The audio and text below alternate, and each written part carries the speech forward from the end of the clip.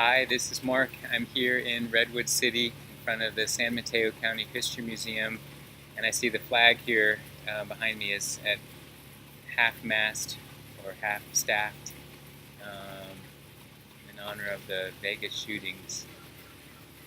And carrying on here with my readings from the Golden Present, daily inspirational readings by Sri Swami Satchidananda. And, sometimes it's important for me to remember the universal principles of these teachings, because the mind, I notice my mind can get caught into a one-sided thinking about what I think is going on in the world, and certainly the way things are happening so quickly, it can create some sort of a delusion about what is real, what is truth.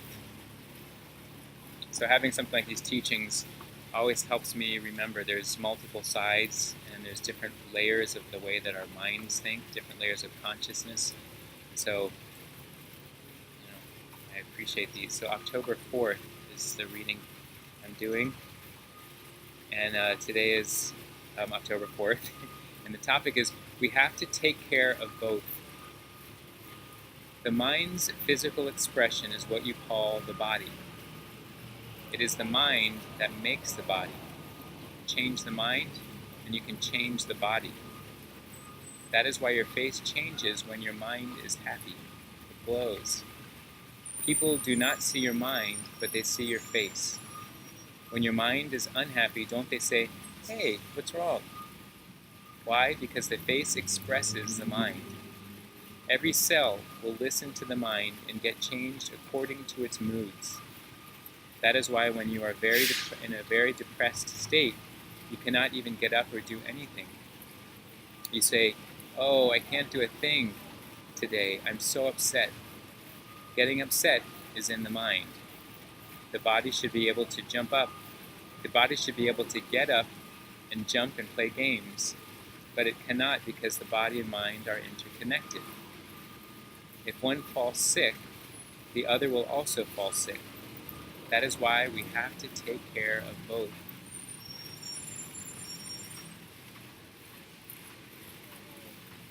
So much of the yogic teachings are focused on helping to bring balance to the mind and to ultimately bring a state of equanimity and peace. But the yogis recognized that was incredibly difficult to try to help direct the mind towards seeing everything in a way that's non-judgmental, non-critical, but to see everything just as is and to move from whatever has happened, rather than to go into this spiral of all these other thoughts and belief systems.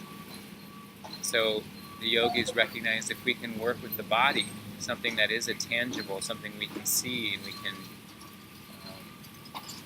move,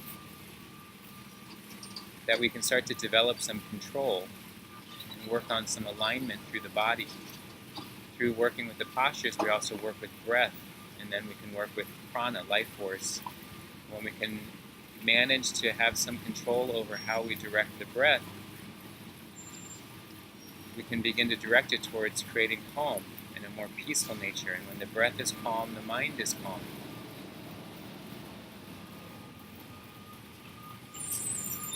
So yoga is not just about trying to do fancy things with the body for no other effort than to entertain ourselves with the body.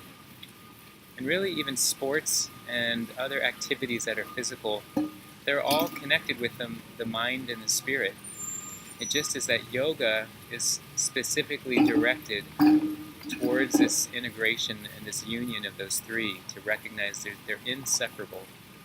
And one gives information about the other in a very direct way.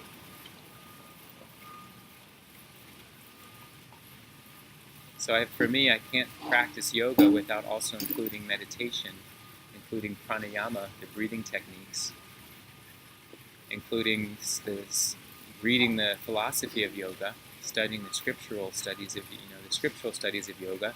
That's all part of the experience. It's not just running to a studio and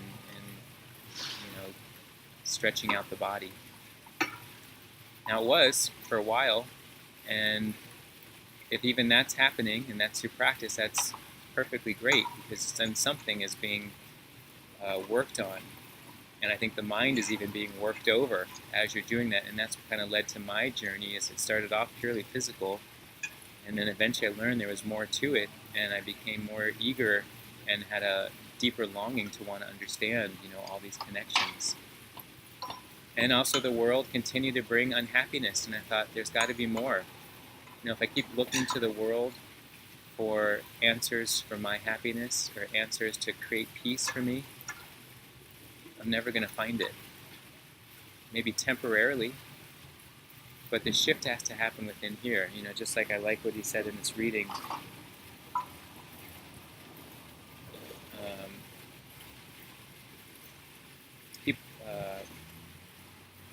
Where was it? Change the mind and you can change the body. It is the mind that makes the body. So I think I've talked about this before, where I feel like the kind of that inner glow reflects on the outer glow, and the outer glow reflects on the inner glow, and it's this work that happens with one another. It's not just this separate things we're doing. So that ever more inspires me, especially with all that's going on, to think about, is there a way to move towards this more peaceful nature that is already within us? Why is it that it's getting disrupted? What in my life is causing those disruptions? Is there value to it?